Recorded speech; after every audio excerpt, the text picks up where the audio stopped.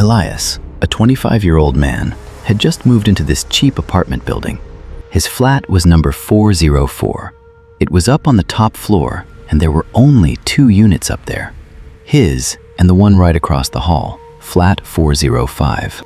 Flat 405 had this massive, rusty padlock locking it from the outside. The building's old watchman, Arthur, told him the place had been boarded up for 10 years. Nobody even knew who owned it. Elias was dead tired from moving and was completely knocked out. The room was pitch black. Suddenly, a loud noise cut right through the quiet and woke him up. Elias jumped up. He checked his phone.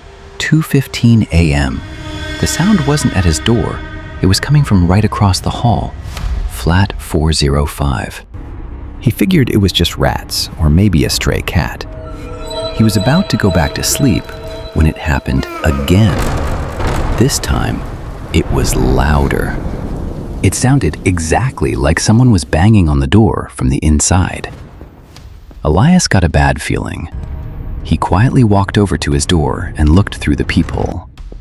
The yellow hallway light was flickering.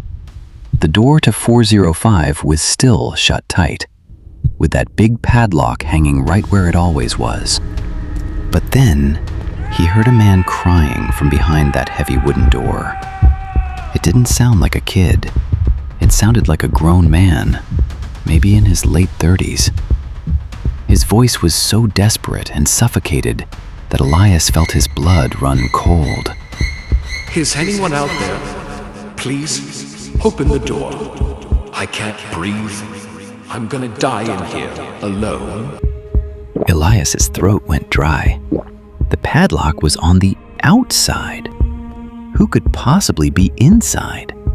And the pain in the guy's voice was just super unsettling. Scared.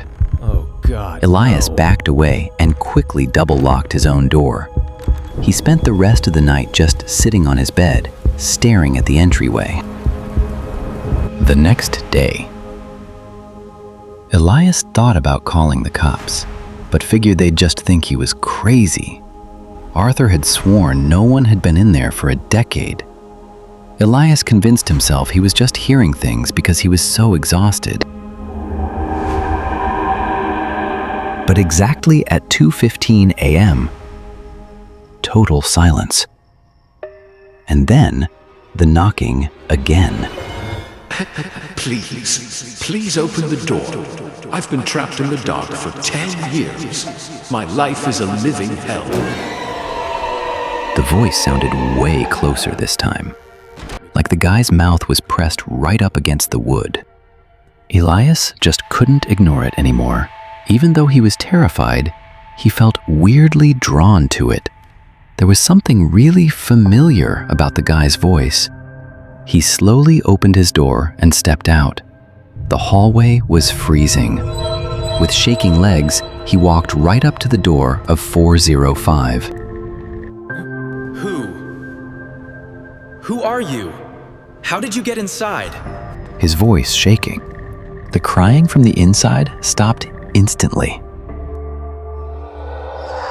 1 second, 2 seconds, and then, from right behind the wood, the man whispered. It was this creepy mix of hope and pain. The key, it's hidden on the top frame of your door. I remember, the key is right there.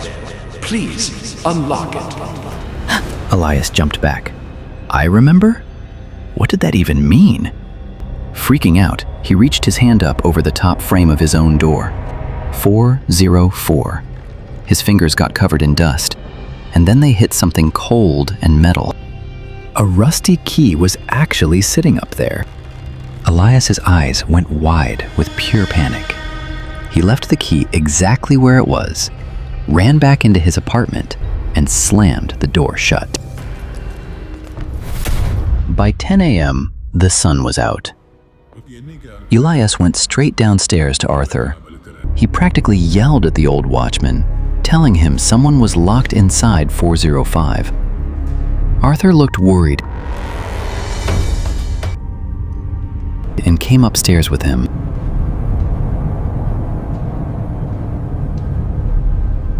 Arthur grabbed the rusty key from Elias's doorframe and slid it into the big padlock on 405. The lock popped open.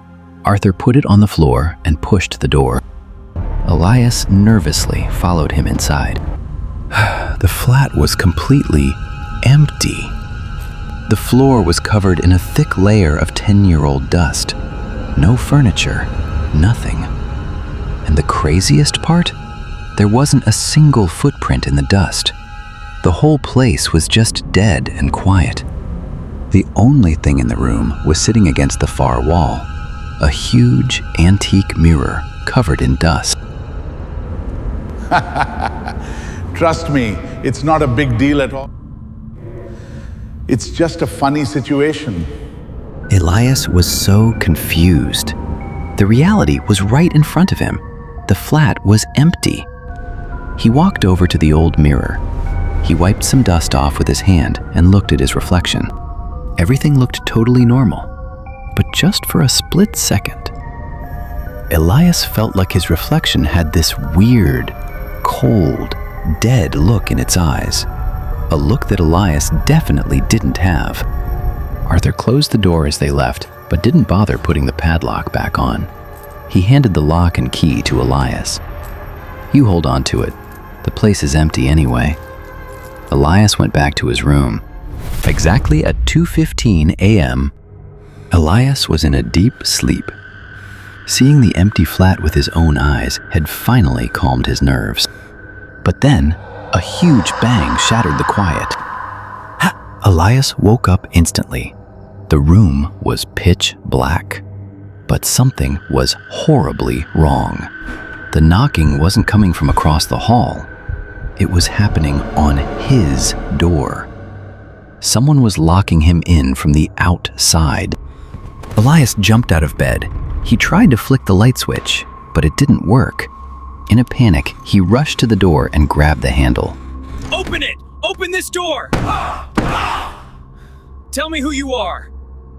Who's out there? Who are you?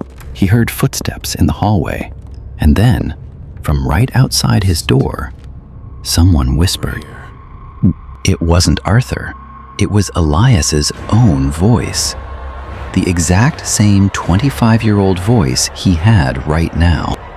"Thank you so much. I've waited 10 years for this day." The new Elias outside took a few steps, and the sound of him walking away faded down the hall. Elias was losing his mind. He turned around to grab his phone from the bed, but as soon as he turned, his eyes went wide with pure horror, and he let out a terrifying scream. Who is out there? There was no bed behind him, no bags, no phone. The floor was covered in years of thick dust. The room was completely empty and dead. And sitting on the far wall was that huge antique mirror. Elias wasn't in 404 anymore. He was standing inside flat 405. That morning, when Arthur opened the door and Elias wiped the dust off to look in the mirror, that was when the evil entity inside the glass swapped places with him. The entity, which had been traveling through time, took Elias's 25-year-old body and just walked out, trapping the real Elias inside the dead, invisible world of the mirror. Elias screamed and cried, banging on the door, but no one outside could hear him. Broken. He looked over at the antique mirror. Written on the glass, in thick, dripping red blood, was one sentence. "You shouldn't have looked in this mirror." Time started passing. In this dark, empty room, there was no day or night. Elias was completely alone. Slowly, the isolation started eating away at his mind and his body. Days turned into weeks, weeks into months, and months into years. Elias's voice got deep and raspy from screaming all the time. His hair started turning white. The fear in his eyes was replaced by complete madness. 10 years passed. Trapped in this pitch-black room, Elias was now a broken, ruined 35-year-old man. Suddenly, exactly 10 years later, he heard footsteps in the hallway. The sound went right into flat 404. A new guy had just moved in across the hall. One last bit of hope sparked inside Elias.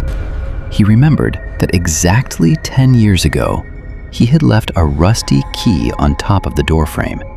He ran to the door and started pounding on the wood as hard as he could. He started crying. His deep, raspy, 35-year-old voice echoed through the wood. Is anyone out there? Please, open the door. I can't breathe. I'm gonna die in here, alone. The hallway outside was dead quiet. Elias knew whoever was out there was scared. The next night, he banged on the door again and begged. Please, please open the door. I've been trapped in the dark for 10 years. My life is a living hell. The new guy standing outside slowly walked up to the door. In a terrified, shaky voice, he asked, Who are you? How did you get inside? Hearing that voice made every drop of blood in 35-year-old Elias's body freeze. It wasn't just some random guy's voice. It was his own voice, his 25-year-old voice. A horrifying reality hit Elias. The person standing outside wasn't a stranger. It was his own past self. Exactly 10 years ago, the 35-year-old man who terrified Elias on his first night in flat 404 wasn't a ghost or a demon. It was Elias himself. He had been begging his own past self for help. But there was no way to break the loop. If his younger self didn't open the door, Elias would never have gotten trapped in the first place. Crying, with tears running down his face, Elias accepted his fate. He repeated the exact same words he heard 10 years ago, just to make sure his younger self would open the door. The key, it's hidden on the top frame of your door. I remember, the key is right there. Please, unlock it. It was an endless loop with no beginning and no end. Elias was stuck in this time trap forever. Every 10 years, he had to beg his younger self to open the door so the entity could go free, and the new Elias would walk into the dark to suffer the same 10-year nightmare all over again.